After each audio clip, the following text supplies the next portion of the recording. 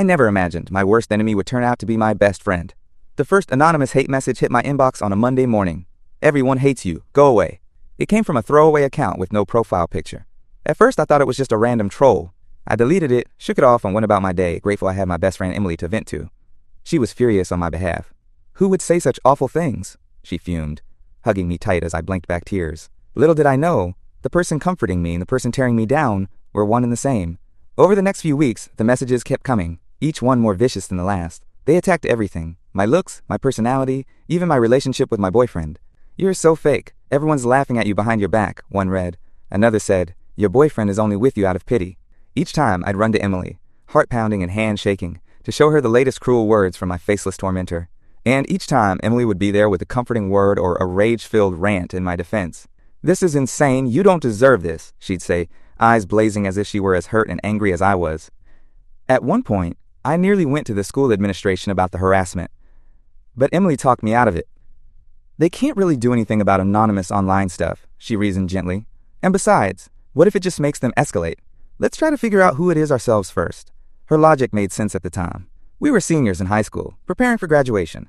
The last thing I wanted was some drawn-out investigation or more drama. So instead, I let Emily play detective alongside me. We sat in her bedroom for hours, theorizing who could hate me enough to do this. We went through a list of my known enemies, which thankfully was short. There was a girl named Tara who I'd had a falling out with last year. Emily eagerly pointed out how Tara had glared at me in the hallway last week. "So suspicious," she insisted. Then there was a guy the first rejected who might hold a grudge. Emily even floated the idea of a stranger from that one time I went semi-viral on TikTok. Maybe an internet troll who picked me at random.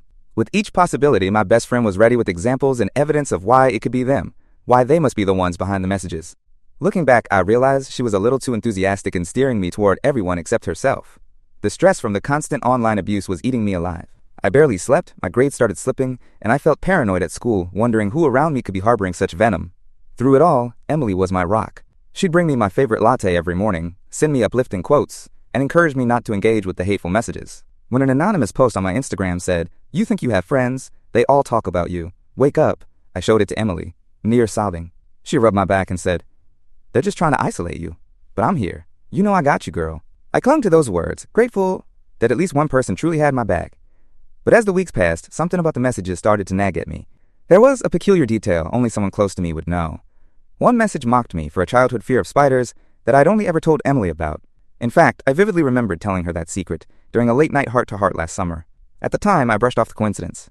Maybe I had mentioned it in passing around others, or maybe the harasser just got lucky. Still, unease festered in my mind. Then came the night that changed everything. I was at Emily's house for a scheduled movie marathon, a standing Friday night tradition for us. My phone buzzed with an email notification. Another hate message, this time sent through a dummy email account I'd never seen before. My stomach dropped as I read it. "Did you really think applying to NYU would make up for how pathetic you are? They'll reject you, just like everyone eventually will." I felt the blood drain from my face.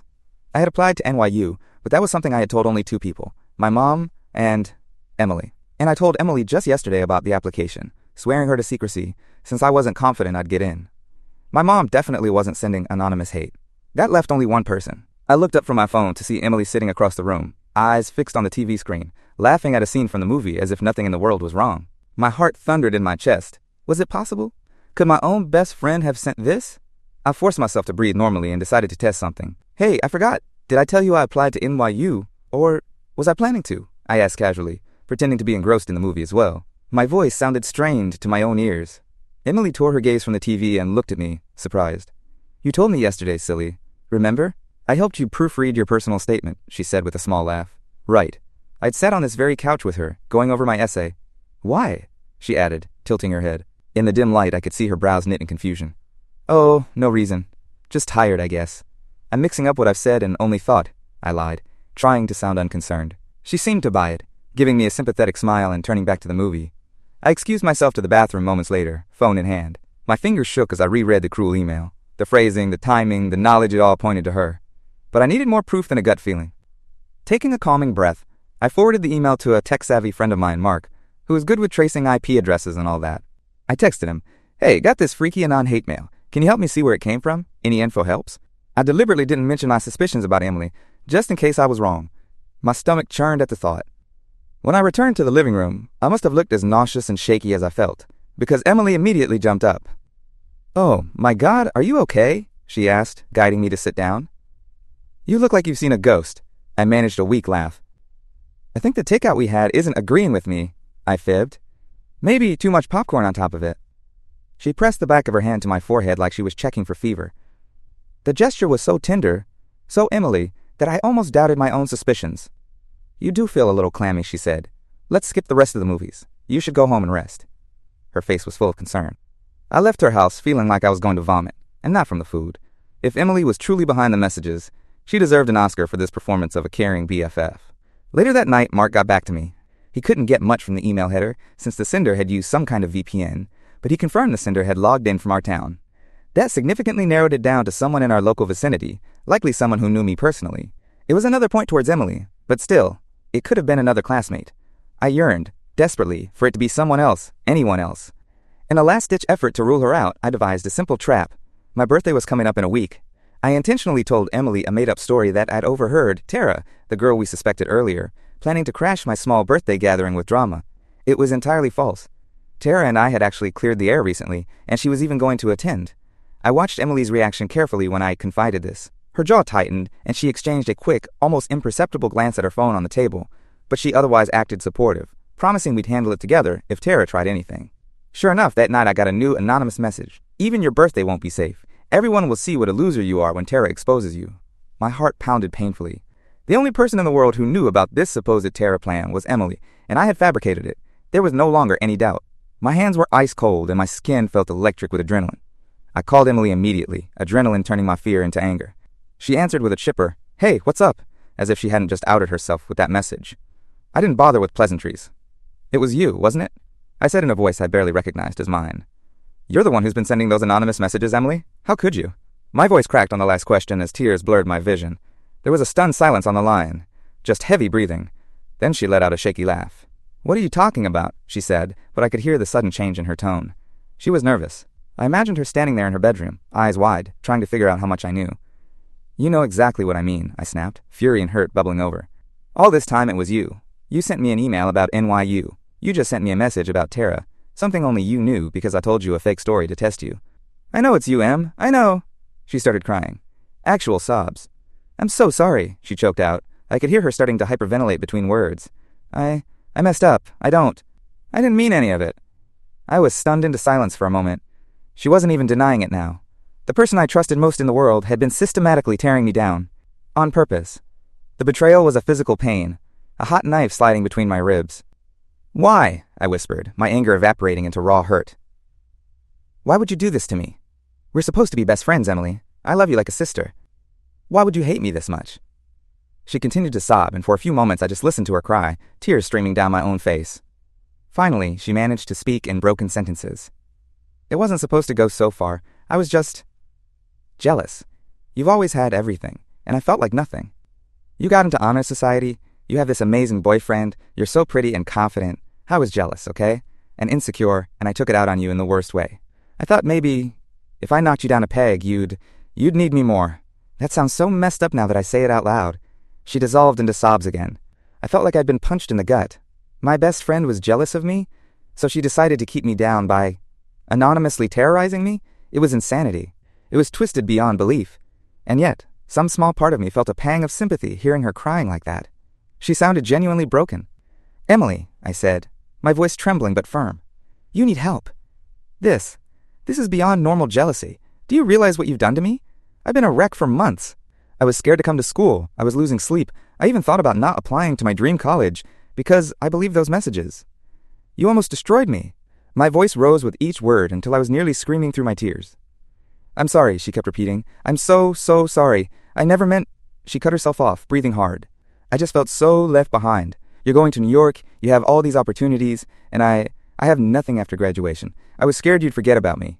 I thought if you leaned on me more, it would stay like old times." I couldn't listen anymore. My head was spinning, and I thought I might actually faint from the emotional overload. "I can't do this right now," I said quietly. I can't." And I hung up. The instant I pressed end, the silence of my room closed in on me. My phone immediately started buzzing Emily calling back. I stared at it until it stopped. Then it buzzed again with texts. Long paragraphs of apologies, explanations, begging me not to hate her, begging me not to tell anyone. I turned the phone off and curled up on my bed, sobbing into the pillow until it was drenched. I felt like my world had imploded. I hardly slept that night. In the morning, I woke up to swollen eyes and a shattering realization. I had to see Emily at school. How was I going to face her? Part of me wanted to expose her to everyone, to make her feel the humiliation and isolation I had felt. Another part of me just wanted to pretend none of this had happened, to somehow rewind time to when I didn't know my best friend was a snake. I ended up texting her to meet me before classes, in a quiet corner of the school library where few people ever went. I needed to talk face to face. My stomach was in knots. She showed up looking like a ghost. Eyes puffy and red, hands trembling as she clutched her phone like a lifeline. She looked on the verge of collapse. Seeing her like that, I felt a confusing mix of anger and pity. I turned my phone on this morning, I said flatly. Saw about 20 texts from you. She opened her mouth, but I held up a hand. No, let me talk. I took a shaky breath. I don't know what to do here, Em. You hurt me more than anyone ever has. I trusted you with everything. How am I supposed to just go on like before? Emily's eyes filled with tears. Her voice was small and raspy. I know. What I did was unforgivable. But please, I swear I'll make it right. I'll do anything. Just please don't shut me out. You're my only real friend. The audacity of that statement almost made me laugh. I'm her only friend, yet she treated me like garbage? Can you even hear yourself? I hissed. You haven't been a friend to me, Emily. Friends don't do this. It's psychotic. My voice cracked on the word. She reached out as if to touch my arm, but I pulled back. She wilted, wrapping her arms around herself. I know it's all true. I don't have any excuse. But please, I can't lose you. I realized then that she was terrified, not of losing me as a friend, but of me exposing her secret. She was afraid I'd tell others or go to the school. Her eyes were wide with fear at what I might do. I'm not going to tell anyone you did it, I said, voice hollow. Not yet, anyway. I haven't decided. But I need space. Don't talk to me, don't message me. I need time to think. That was the gentlest way I could put it. In truth, the thought of interacting with her made me feel sick. A flash of hurt crossed her face, followed by relief at the confirmation I hadn't told anyone. She nodded. Okay, I understand. I'll give you space. Just, please, eventually, can we talk again? I didn't answer that. I just walked away, leaving her standing there silently crying in the library. For the next week, I avoided Emily as much as possible. I sat with a different group, in classes we shared. I changed my usual routes in the hall to not run into her. She respected my wish and didn't approach me, though I caught her looking at me with an agonized expression a few times. Meanwhile, I was left to process the profound betrayal on my own. I hadn't told a soul about what happened. I was too embarrassed that my closest friend hated me in secret, and too confused about what to do. I drafted 100 texts to my boyfriend to spill everything, but deleted each one. I feared he'd never see me the same if he knew I let someone abuse me like that for months without realizing. There was also a sick part of me that felt guilty, like maybe I did flaunt my successes too much, and made Emily feel inadequate. My emotions swung wildly from anger to sorrow to guilt and back. Finally, after a week of agony, I decided I couldn't carry this alone. I needed advice, or at least a vent. I was too ashamed to tell people in my real life yet, so I turned to the anonymity of Reddit, laying out my story here to ask strangers. What do I even do now? To be continued. Update 1. First of all, I want to thank everyone for the support and advice on my original post. It's been about 2 weeks and a lot has happened. I read every comment, every message. Many of you urged me to cut Emily out of my life completely and tell others what she did. Some suggested she might need serious therapy, agreed, and that I should inform our friend group or even school officials. I was initially hesitant to blow things up publicly. Part of me was embarrassed that I had been so blind, and another part of me weirdly didn't want to utterly destroy the person who had been my best friend for years, despite what she did. But I did take one major step. I finally opened up to my boyfriend Jason about everything. One night after school, I went over to his house, and as soon as I saw him, I broke down in tears. I told him the whole horrible saga, how I'd been getting those anonymous hate messages for months, how Emily had been helping me cope, and then how I discovered it was her all along. Jason listened quietly, but I could see his expression darken with anger like I'd never seen before. By the end, his fists were clenched. Are you F'd or asterisk? Kidding me. Asterisk, he burst out when I finished. Emily did that to you, and she's walking around free like nothing happened? He was furious that I'd kept it from him, and even more furious at Emily's betrayal. I think hearing it out loud, with someone else confirming how insane and wrong it was, gave me the push I needed. He asked if I had proof. He's the practical type. I explained the traps I set with the NYU email and the Tara story, and that Emily had confessed to me on the phone. He shook his head, saying we should have recorded it.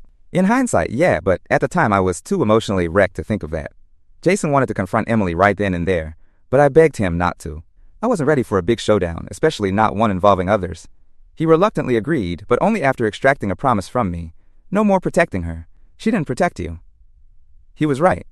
Over the next few days, I started noticing some strange vibes at school. A couple of acquaintances who normally would chat with me in the halls were giving me oddly polite, distant smiles instead. One girl from our friend group, Nina, seemed to avoid me entirely. I wondered if I was imagining it, or if news had somehow gotten out about the rift between me and Emily. We hadn't been seen together in over a week, which for us was unheard of. Then, a mutual friend, Devin, approached me after chemistry class and said, "Hey, is everything okay with you and Emily?" She seemed really upset lately, but she wouldn't tell me much. I tried to play it off, just saying, "Oh, best friends fight sometimes. I'm giving her space." Devin gave me an odd look and then said, "Well, I heard some stuff. I just want to make sure you're okay." My heart kicked up. "What did you hear?" I asked. He hesitated, then lowered his voice. "I heard that someone was sending you messed up messages, and I don't know, there's rumors you maybe thought it was Emily or something. I probably shouldn't say anything, but people are talking." I felt a mix of anger and humiliation flare up. People were talking? Without me even saying a word. The gossip mill was churning. I kept my face neutral and told Devin, "Yeah, I was dealing with some anonymous harassment. I thought I figured out who, but I might have been wrong. It's a mess. Who did you hear this from?" Devin looked uncomfortable. "Just around. I think Lily mentioned it. She said Emily was really worried about you, that you were stressed, and maybe jumping to conclusions." He scratched the back of his neck, clearly regretting bringing it up. "Sorry, I shouldn't pry. Just know I'm here if you need to talk, okay?" I nodded, and he left. But inside, I was seething. Lily is one of Emily's closest pals outside of me. If Lily knew any details, it had to have come from Emily herself. So much for keeping it to herself and giving me space. It seemed Emily had been preemptively running damage control. I went to the bathroom and locked myself in a stall, shaking with anger. Emily must have told Lily some sanitized version of events, likely painting herself as a concerned friend dealing with a misunderstanding. Maybe she thought I'd out her, so she got ahead of it. The fact she was spinning things behind my back, after everything, felt like a second betrayal. I texted Emily in that moment, breaking my own no-contact rule. "We need to talk. Now." She replied fairly quickly. "I can't right now. With my mom. Is everything okay?" Liar. I shot back. "I know you told people about the messages." This time it took a few minutes before she responded. "I only talked to Lily because I was a mess and needed someone to talk to. I didn't name you or say anything bad, I swear. I just said we had a fight and I was worried about you." "Worried about me?" "Right." I didn't reply. I needed to cool down and plan. She was clearly trying to control the narrative. When I got home, I filled Jason in on what I'd learned. He was even more pissed. "That's it," he said. "If she wants to involve others, then others should know the truth." He convinced me that I owed it to myself, and to any of our friends who might unknowingly be caught in the middle, to tell at least a couple of them what really happened. He suggested we call a meetup with a few core people from our friend group to clear the air. Honestly, the idea of telling more people made me feel sick. But I also realized I was already being gossiped about based on half-truths. If I stayed silent, Emily could easily make me out to be the bad guy or the crazy one. I couldn't let her twist things. So, yesterday after school, I asked two of our mutual friends, our longtime friend Nina, the one who'd been avoiding me, and my friend Aisha, who is more my friend than Emily's, to meet me at a coffee shop. I told them I really needed to talk about something regarding Emily and me. They agreed, sounding concerned. It was one of the hardest conversations of my life. Sitting across from them, I felt my palms sweat and heart race. I briefly considered bailing and saying, never mind. But Jason, who had come with me for moral support and was sitting at a nearby table, giving me encouraging nods, shook his head as if reading my mind. I took a deep breath and just told them. I gave them the shorter version, how I'd been getting anonymous hate, how I discovered it was Emily, and how she confessed. My voice wavered and my eyes brimmed with tears, despite trying to stay composed. Nina and Aisha listened in stunned silence. When I finished, Nina looked absolutely shocked and said, "Are you sure? Like 100% sure? Wow, I can't believe Emily would do that." I showed them the one concrete piece of evidence I had. The fake terror message I baited her into sending. I explained the context behind it. I also told them about the NYU email and the confession, acknowledging it was my word versus hers on that part. Aisha believed me right away. She even cursed under her breath, saying she had noticed Emily acting weirdly possessive of me before, but never imagined something like this. Nina was quieter, looking down at her latte. She murmured, "She told me you two had a falling out, but she made it sound like you were just stressed and overreacted to something." I had no idea it was anything like this. The relief of not having them laugh in my face or call me crazy was immense. But any relief was tempered by Nina's next question. "So? What now? I mean, are you going to talk to her? Do you want us to say something to her?" I shook my head. I honestly don't ever want to talk to her again. But I thought you guys should know because, well, I don't know what she's telling people. And it's not fair for everyone to think I'm just being a drama queen who ditched her friend for no reason. Aisha hugged me, and Nina slowly nodded, still looking dazed. They were both supportive, though Nina seemed torn and kept saying how she never would have expected this from Emily. I could tell she might confront Emily later, and I won't lie, I hope she would. I left the meetup feeling both lighter and anxious. Lighter, because finally, 2 of my friends knew the truth. Anxious, because this ball was now rolling, and who knew what would happen when word spread. Jason, ever protective, said he had my back no matter what drama came. Well, drama is coming all right. Buckle up, because I have a feeling things are about to explode. Update 2, coming soon. Update 2, I didn't have to wait long for the explosion I sensed was coming. It's been a few days since my last update, and things went from messy to absolutely hellish. Buckle up, because I can barely process what just happened. As expected, word got back to Emily that I had told Nina and Aisha the truth. I learned this the hard way. Emily cornered me in the school parking lot 2 days ago, just after I'd arrived in the morning. She looked awful, like she hadn't slept in days, and her eyes were blazing. The moment I saw her, my heart jumped into my throat. Before I could slip away, she stormed right up to me, in front of a few early arriving students, and practically yelled, "How could you do this to me?" I was stunned into silence for a second, which only gave her time to launch into a tirade. She was crying, her voice loud and hysterical. "You promised you wouldn't tell anyone. You promised. My name," she shouted. Yes, she actually used my name, which drew attention from others nearby. I said I was sorry. I'm getting help. Why are you trying to ruin my life? I found my voice and noticed my hands were shaking. "Emily, keep your voice down," I hissed, glancing around. A few people were openly watching now, including Lily, who was just getting out of her car. Great. An audience. Emily didn't care. "No, everyone should hear this," she sobbed, tears streaming down her face. "Go ahead. Tell them what you've been accusing me of. Tell them the lies." I was completely taken aback by her aggression. This was a far cry from the remorseful, guilt-ridden friend on the phone 2 weeks ago. Now she was in full self-preservation mode. "You did this to yourself," I said through clenched teeth, trying to keep my own tears in check. "You think I wanted any of this? You should have thought of that before you—" She cut me off with a bitter laugh that turned into a choking sob. What? Huh?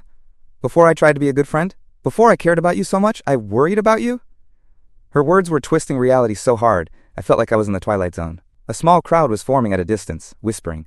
Lily rushed over and put an arm around Emily, who collapsed into dramatic, heaving cries against her shoulder. I stood there, feeling like I'd been cast as the villain in some play I didn't audition for.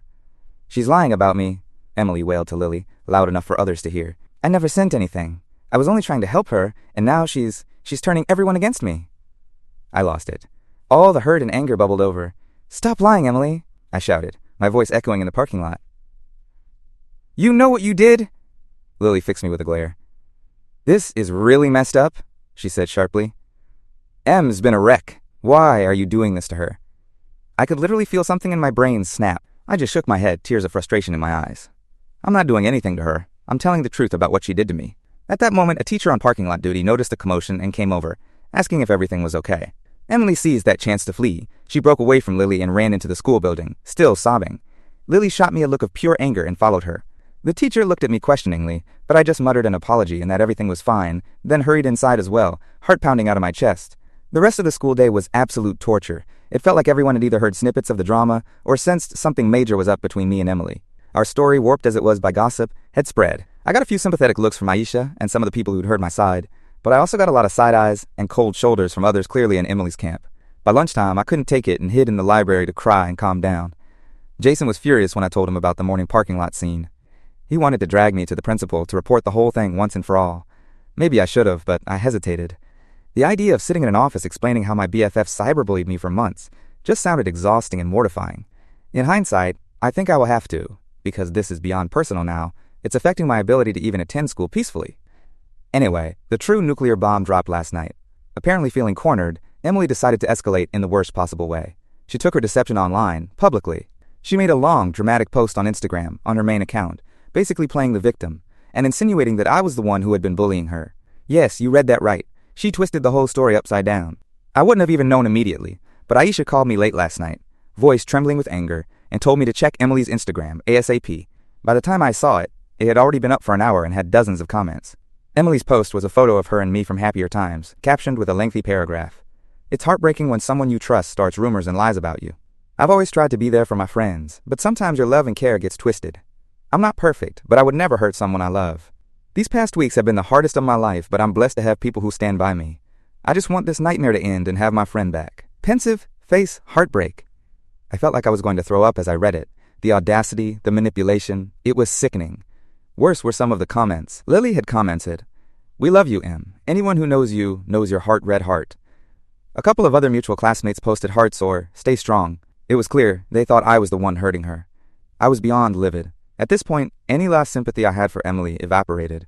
She wasn't just trying to save face. She was actively assassinating my character to do it. I wanted to respond, to call her out with a fiery comment of my own. But Jason and Aisha talked me out of it.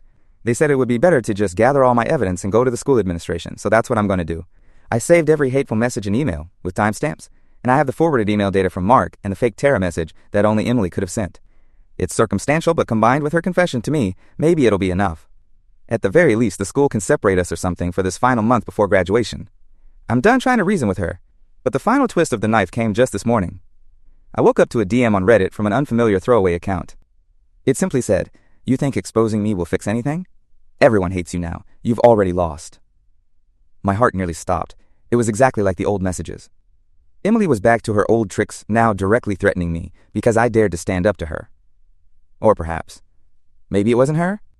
Could one of her loyal buddies be sending me this now? The paranoia I thought I'd left behind returned full force. Either way, the message was right about one thing. I feel like I've lost. I've lost my best friend, I've lost the trust of many peers, and I'm about to potentially get embroiled in a formal school complaint with barely any concrete proof beyond my word and some screenshots. Senior year is ending in a nightmare. I don't know what's going to happen next. Graduation is in a few weeks. I'll be leaving for college soon. Yes, I got into NYU, ironically. I should be excited for the future, but instead I'm here, stomach in knots, waiting for the next attack. I have a small circle of people who believe me.